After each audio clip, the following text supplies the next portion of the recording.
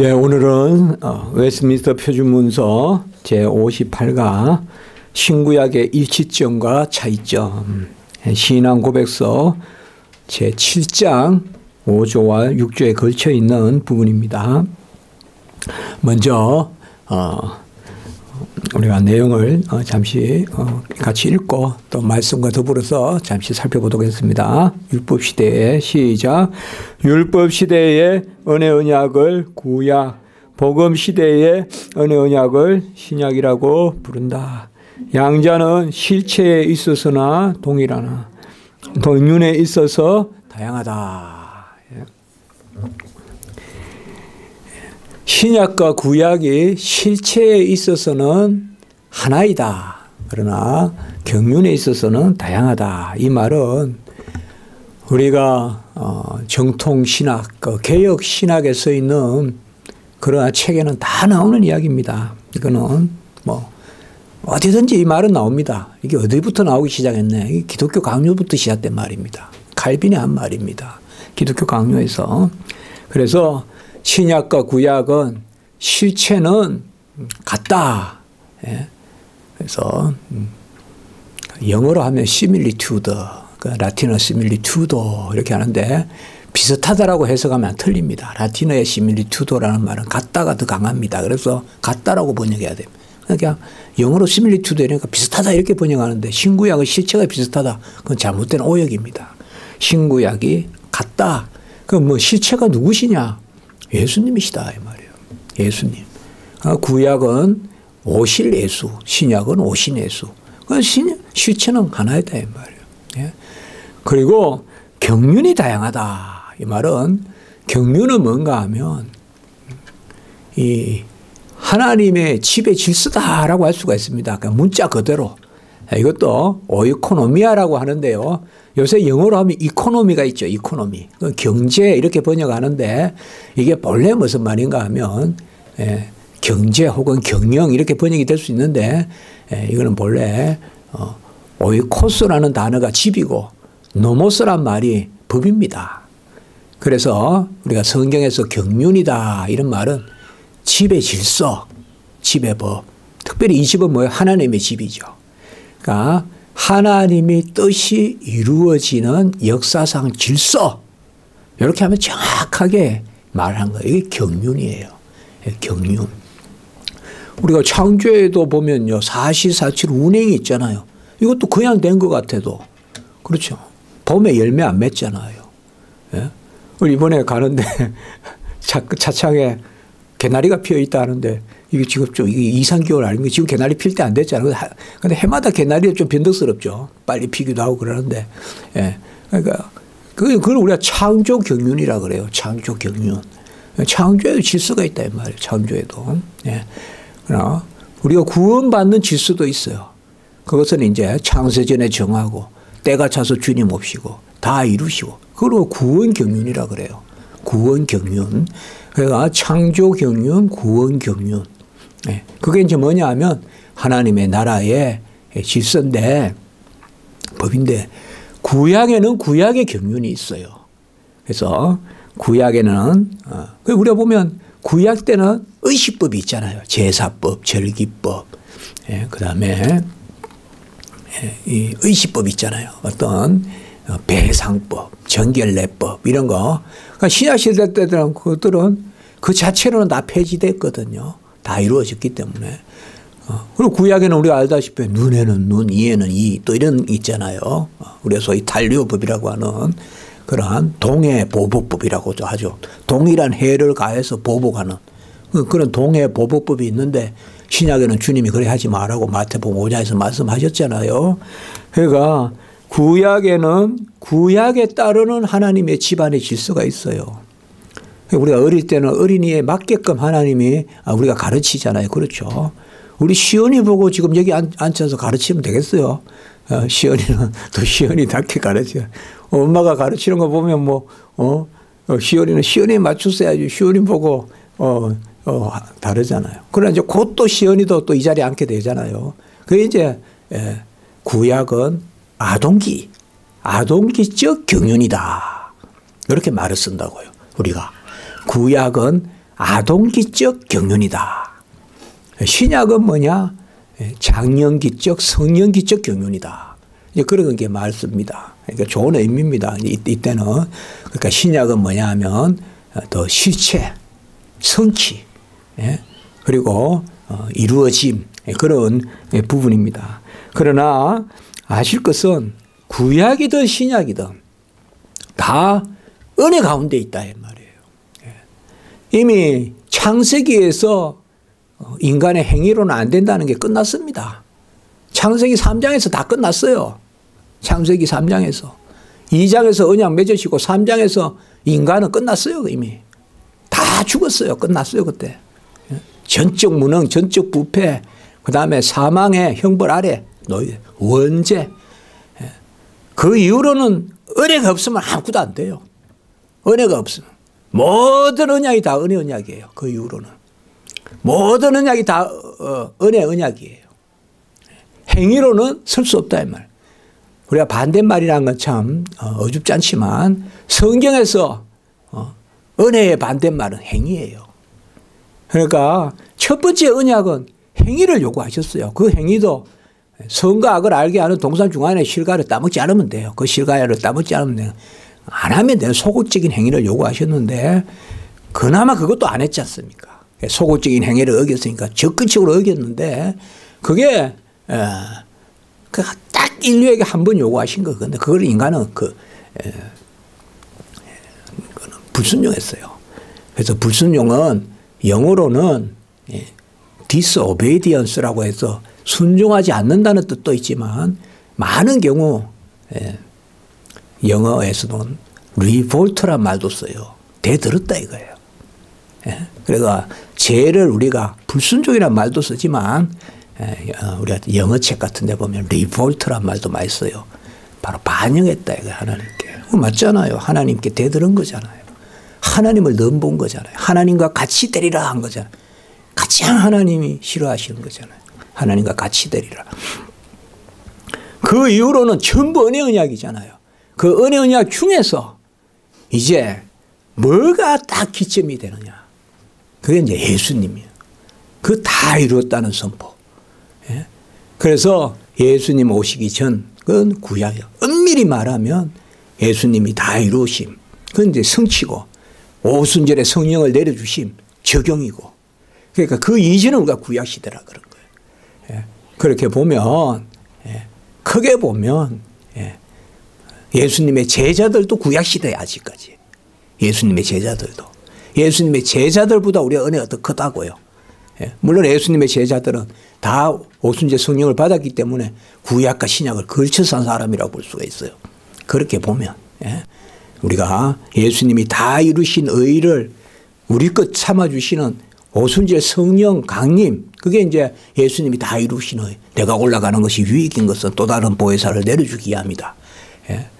그래서 신약과 구약은 사실상 시기적으로 예수님의 잉태, 나심 이렇게 해도 틀리지 않지만 엄밀히 구속 사적인 거로 봤을 때는 예수님이 다 이루시고 부활하시고 성천하시고 보혜사 성령을 내려주신 그때부터가 신약 교회가 시작된단 말이에요. 그러면 예수님의 12제자들과 다니신 건 아직 구약 교회라고요. 그러니까 그때는 아직까지 의식을 지킨다고요. 유월절을 지키러 가시고 하잖아요. 우리 오순절 때 모이고 하잖아요. 그래서 구약이든 신약이든 다 은혜예요. 은혜. 그래서 뭐 은혜냐? 예수 그리스도의 의.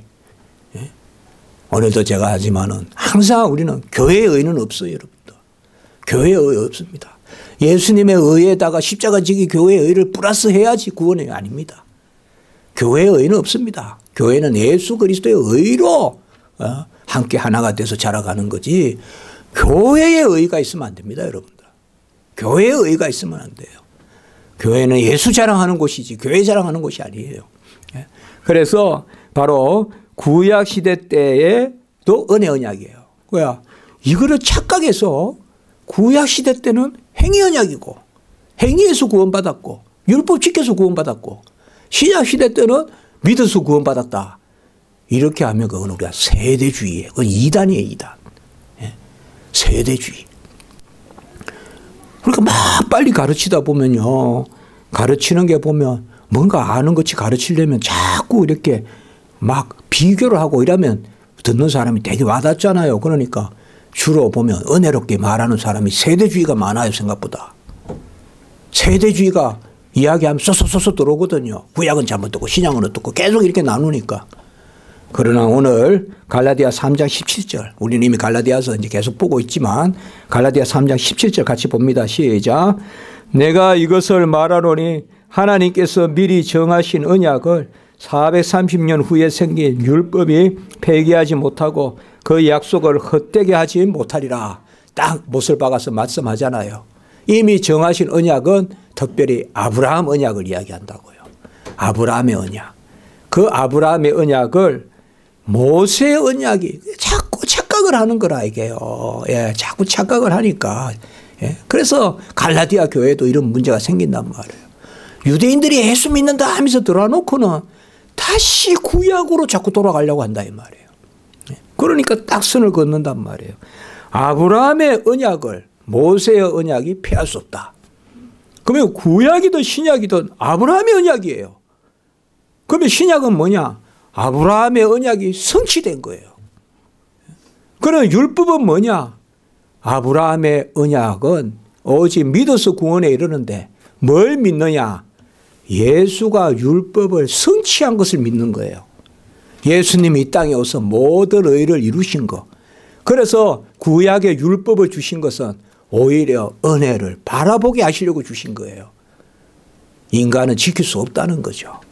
그걸 아셔야 돼요. 전에도 제가 말씀드렸죠. 율법 받을 때 가장 인간이 패역함을 보였잖아요. 금송아지 생겼잖아요. 그거 생각하시면 돼요. 하나님이 율법 주실 때 이스라엘 백성이 율법 지킬 능력이 있어서 주신 게 아니라는 걸 아셔야 돼요. 율법 받으러 올라갔을 때 모세는 그 형 아론은 금송아지 고리 빼서 녹여가지고 송아지 만들었잖아요. 그런데 마치 모세 때는 율법을 지켜서 구원해 이러고 말이 안 되는 이야기예요. 틀린 이야기예요. 성경이 이렇게 말하고 있잖아요. 구약이든 신약이든 다 창세기 15장 6절 믿음으로 바로 의로 여기는. 그리고 갈라디아 3장 29절도 마찬가지입니다. 같이 봅니다. 시작. 너희가 그리스도의 것이면 곧 아브라함의 자손이요 약속대로 유업을 이어자니라. 제가 그래 설교를 했습니다. 시간적으로는 아브라함으로부터 예수로 내려오지만 구속사적으로는 예수로부터 아브라함으로 내려가요. 거꾸로. 그게 바로 십자가 중심성이라고 하는 거예요. 우리가. 십자가가 중심에 있는 거예요. 그래서 뭐예요? 그리스도의 것이면 아브라함의 씨인 거예요. 사실. 그러면 성경에서 이삭에게 속한 자라야 아브라함의 씨라고 한다. 이스마엘은 아브라함 씨가 아니라고 했잖아요. 그렇게 한 건 결국은 뭐냐? 예수 그리스도의 의를 바라보고 이미 말씀하신 거예요. 그래서 제가 갈라디아서에서 그때 설교할 때 그렇게 한 거예요. 바로 갈라디아서는 십자가에서 아브라함의 언약으로 다시 간다. 여기 말씀에 금방 봤지만 그리스도의 것이면 아브라함의 자손이다. 이렇게 되는 거예요. 아브라함의 자손이면 그리스도의 것이다. 이건 시간적인 순서고 바로 실체적인 순서, 은혜의 순서. 이게 바로 실체죠. 실체는 뭐예요? 그리스도의 것이면 아브라함의 자손이다. 달리 말하면 그리스도를 믿어야 아브라함의 자손이다. 구약의 믿음의 선진들도 오실 예수를 믿었다는 거죠. 이게 히브리서 11장이란 말이에요. 믿음은 바라는 것들의 실상이요 보이지 않는 것들의 증거니 선진들이 이로써 증거를 얻었느니라. 그 히브리서 11장에 나오는 믿음의 일꾼들은 전부 구약 백성들이거든요. 누굴 믿어요?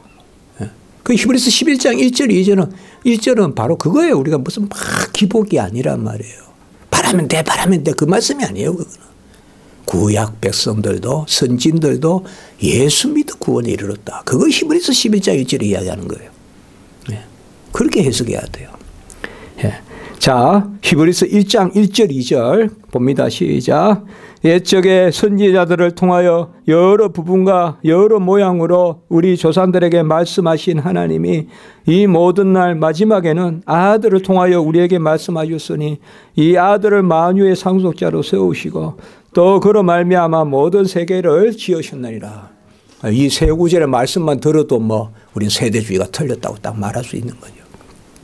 예. 여러분 세대주의자들 많습니다. 세대주의자들. 특별히 우리가 청년부 이럴 때 보면 성경 공부 이런 게 세대주의자들 책이 많아요. 약속과 성취 막 이렇게 해가지고 쓰는데 약속과 성취가 틀린 건 아닌데 세대주의자들이 많이 쓰는 말이에요. 그게. 이게 세대주의인가 아닌가 잘 봐야 돼요. 예. 세대주의인가 아닌가. 예. 세대주의자들은 어떻게 하는가. 극단적 세대주의자들은요. 구약의 의 따로 있고 신약의 의 따로 있고 종말의 의 또 따로 있어요. 우리 계속 이 말씀드리죠. 오늘도 설교 때 아침에 그렇게 했죠. 지금도 우리가 인친 것은 그리스도의 의고 새하늘과 새 땅에서도 그리스도의 의고 우리는 그제나 이때나 영원토록 그리스도의 의밖에 없어요. 우리는. 그런데 종말론 세대주의적 이런 종말론이나 이런 사람들은 말세에 새로운 의가 또 있어야 된다고 봐요. 그러니까 이런 것들은 다 잘못된 거예요. 그럼 말세의 미혹과 불법이지 그게 뭐예요? 아직까지 불안한 거예요. 그럼 말세에 누굴 다시 쳐다봐요. 이번에 데살로니가 새벽 예배 설교 때 우리 목사님들 같이 제가 말씀을 했지만 여러분들 데살로니가 다음에 그때 꼭 좀 보시라 했잖아요. 예? 그게 말세에 뭐예요? 다른 거 없어요. 예수 잘 믿는 거예요. 예수 잘 믿으면 그게 말세에 준비하는 거예요. 그 지금 믿는 대로 믿으면 돼요. 지금 믿는 대로. 왜? 실체는 안 하시다 이 말이에요. 구약이나 신약이나 영원토록 이제는 지상교회나 천상교회나 영원토록 실체는 하나다 이 말이에요. 머리는 하나다 이 말이에요. 아까로 말하면 유무형 교회의 머리가 그리스도시다. 보이는 지상의 가시적 교회와 천상의 비가시적 택함받은 백성들의 총수를 일컫는 그 교회의 머리가 그리스도시다. 이런 겁니다. 여러분 이런 고백이 있으면 우리가 안 흔들려요. 다른 거는 흔들려요. 아무리 막 내가 막 뜨겁다 흔들려요. 여러분 뜨거운 게 뭡니까? 예? 흔들려요. 여러분 뜨겁다고 발같이 막 바알에 450 선지자같이 들떠서 되겠어요. 자 가라앉아야죠. 엘리야같이 고개를 쳐박아야지 그게 진리지. 어디 막 들뜨는 게 진리가 아니거든요. 예? 이런 고백을 하면요 우리 흔들림이 없는 거예요. 그때나 이제나 영원토록 그리스도가 나의 우리의 머리시다. 그 머릿결로 자라간다. 지금은 불완전하지만 그때는 온전케 하신다. 그런 거죠.